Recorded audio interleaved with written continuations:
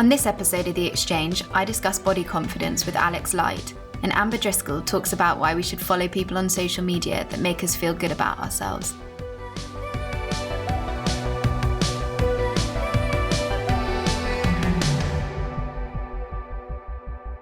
Alex, thank you so much for joining us on this episode of The Exchange, where we're going to be talking about body confidence. It's lovely to have you. Oh, thank you so much for having me. I'm delighted to talk to you. Through your podcast, The Light Show, and social media, you try to help people feel better about their bodies. Can you tell me a bit about how you got into this? Yeah, definitely. About 6 years ago, I think, I was on Instagram and I built up a bit of a following doing fashion and beauty.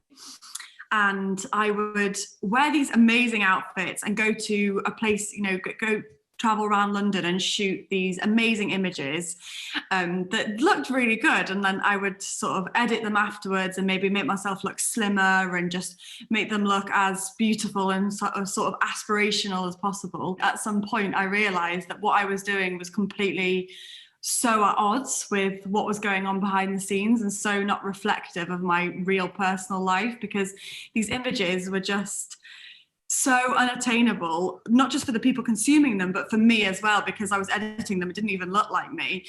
And what was going on in the background was that I was suffering from an eating disorder, and things had gotten really bad, and I was starting to get help for it. And I just decided one day that there had to be a better route for me on social media. What I was doing wasn't making me happy. I wasn't happy putting this content out into the world. So I sort of tested the waters with a post talking about what was going on, and I haven't looked back from there. My account has just totally taken that route, and I pivoted towards body confidence and eating disorder recovery, and it's so much better and gives me so much more purpose. So that's kind of how I came to do what I do today on Instagram and with my podcast as well. Why do you think that people judge their bodies so harshly? Our society is totally immersed in diet culture. It's everywhere. And it's one of those things that you're like, oh, I don't think it's everywhere. And then once you start to see it, you can't unsee it. And it really is ubiquitous. At the heart of it is the belief that being thin and losing weight is the best thing that a human can achieve, and that losing weight and being thin is the answer to all of our problems. That once we achieve that, we're going to be happy, healthy, live a meaningful life, have more friends, be more loved. And that's where the judgment towards our bodies comes from. We judge our bodies so harshly because we're made to believe that there's a problem with how we are, when in reality there isn't. And, also we're made to believe that the standard of beauty is this really narrow this really narrow standard of beauty that very few people can fit into. And if you don't fit into that, if your body is diverse from that in any way, then you're not beautiful. And it's not true. It's just not true. But we're made to believe this, and that's why we spend so long hating our bodies and do so much to try and change our bodies. That's really interesting how you mentioned this idea of how people perceive body shape and body image. How have perceived body shapes changed over the centuries? Yeah, and I find this really interesting because people say, oh, but it's innate. We just want to be thin. That's how it is. We just want to be thin. But history tells us differently, and culture as well, because in certain parts of the world, it's better to be bigger. It's seen as more desirable, more attractive, more valuable to be bigger. I often show how through the decades, the perceived ideal body shape has changed, and generally that's according to the celebrity. So in the 60s, Twiggy was all the rage, and Twiggy got her name because she was so thin. In the 60s, that was the ideal body shape, whereas in 2010, it was all about Kim Kardashian and a tiny waist, but a big bum and big boobs. So the ideal body shape is a trend as well. I started to look into this and I was like, gosh, this is so crazy. My mum's generation, they does my bum look big in this? They hated big bums. It was so bad to have a big bum. And now it's, get a bigger bum by any means possible, have surgery, get, implants, or wear padded shapewear, or, there's injections now where you can take your, you know, the fat from your waist and put it into your bum. And it just proves that it's, you know, it's crazy what we put our body through for something that probably won't be desirable in another 10 years.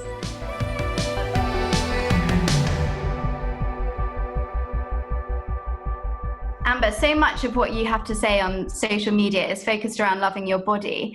Have you always had a good relationship with your own body? No, definitely not. I think I've struggled with my body for most of my life. And I've always wanted to change my body or compared myself to other people. And I've done a lot of like diets and various workout programs to try and change my body, I guess. But it took me learning about diet culture and following different people on Instagram and just different social medias to kind of understand that I didn't actually have to make my body look a certain way. I started following women who were just unapologetically confident in their bodies without looking maybe the way, well, they didn't necessarily fit society's ideals, and they talked a lot about not needing to diet or lose weight. And then I just started following more and more women like that, and that just seeped into my own consciousness. I started reading books about it, it just kind of clicked for me. It felt like my life has been this big lie of like, why have I been so caught up in wanting to change my body? It's such a pointless thing to be doing. Like now, I guess I kind of eat healthy, I eat balanced, and I exercise all the time, but it's not for the purpose of, I don't know, trying to get a flat stomach or abs or grow my bum or those kind of physical goals. I think it's important just to recognize that you're not always going to love your body for the way it looks. Your body's purpose isn't to look like to fit society's ideals. Like women's bodies are trends which come and go like every 10 years, and your body's purpose is meant to keep you alive, and your body's probably going to bloat after you eat a big bowl of pasta. Like you shouldn't feel bad about that. I mean, and your body's just storing fat so that you don't starve. Like it's not, your body's purpose is to keep you alive. It's not to look like Kylie Jenner. Like it's just trying to understand that, I think, is most important.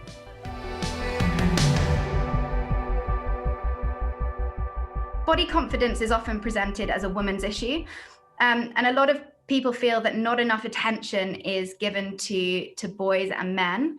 How do you think that this can be addressed? It's so true. It's really prevalent now in men as well. You know, especially I think things like Love Island have had a real part to play in that.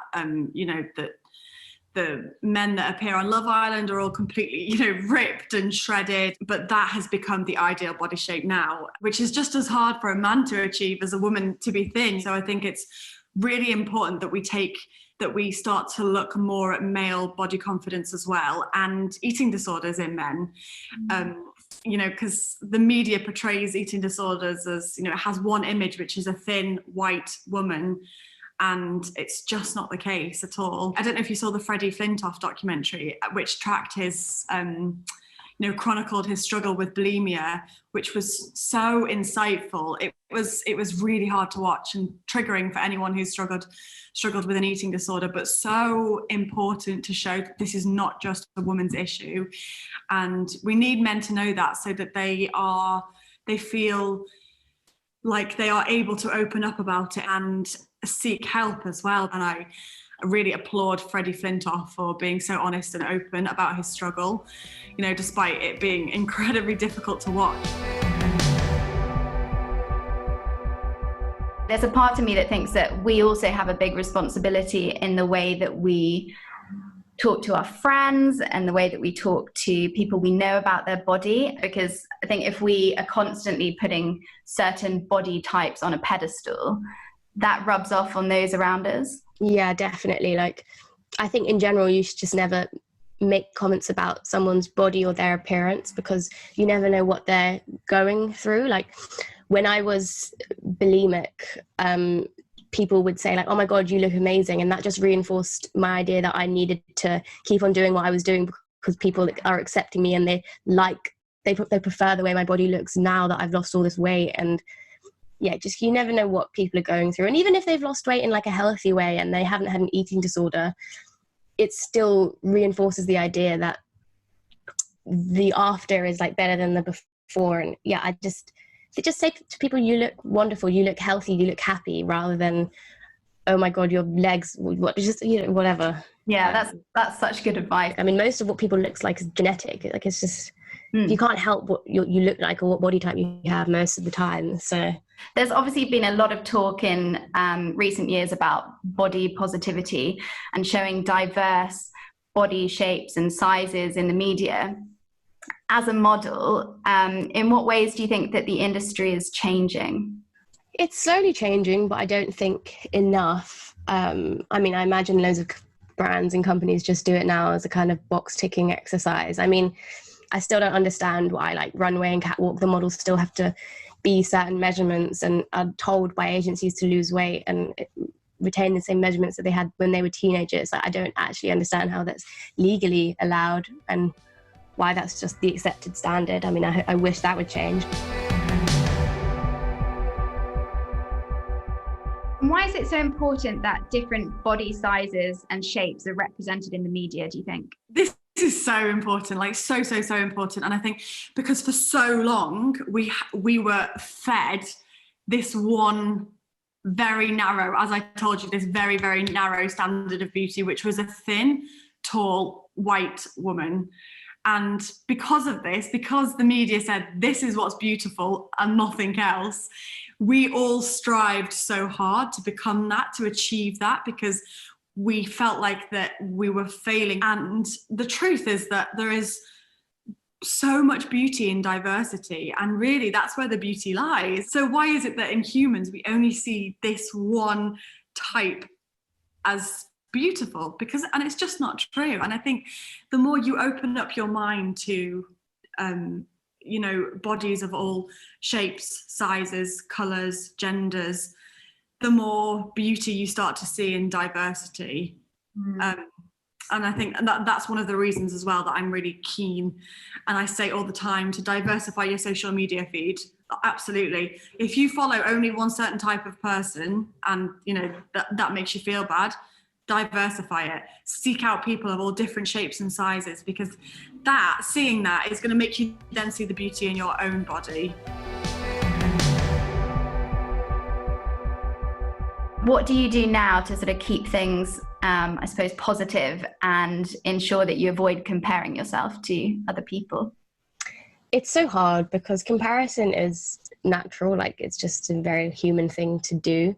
I think it's quite impossible to feel good about yourself if you're not making a conscious effort to remind yourself that social media isn't necessarily real and that you don't need to look like these people. And so I did all these surveys asking my followers what they thought about their bodies, and out of like 20,000 people, like 90% said they weren't happy with their bodies. You just don't follow people that you compare yourself to. Try and follow people that influence your life in a positive way, and they don't just post pretty pictures but post things that have more meaning and are going to help you grow as a person. Obviously social media is only half of it, you have real life too, but I don't know, maybe there's a girl that has like really long legs or something and I'm short and that's something I'll never have, and sometimes I'll compare myself, but then I think, well, this is the only body I'll ever have, and it's just such a waste of time to compare yourself to other people who also have no control over what their body is. But it's just reminding yourself that comparison doesn't actually bring you any kind of joy or happiness. It's just a waste of time and energy.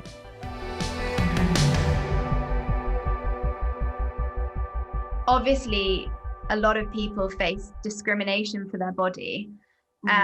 And body confidence is, of course, important, but what are the steps we can take to make society a more accepting place? I'm really glad you asked this because, you know, fat phobia is so rife and it's everywhere and it's really horrible. And fat people really are marginalised and oppressed. And I think that in your journey, in everyone's journey to body confidence, they need to learn about fat phobia as well. Learn about what it is, where it shows up, how you can do your part to dismantle it, because a lot of us have, most of us have internalized fat phobia as well, again from the media. So I think it's really super important as well. And, you know, follow some people on Instagram who educate about fat phobia. Like Your Fat Friend is a really good place to start. That Fat Phobia Slayer, she's really good to follow as well.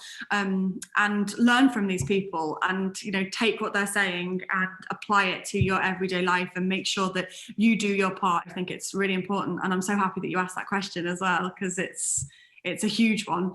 Alex, thank you so much for joining us on The Exchange today, and just for giving us some really practical advice on how we can love our bodies more. I was so happy to chat to you, and I hope it's useful in some way, so thank you.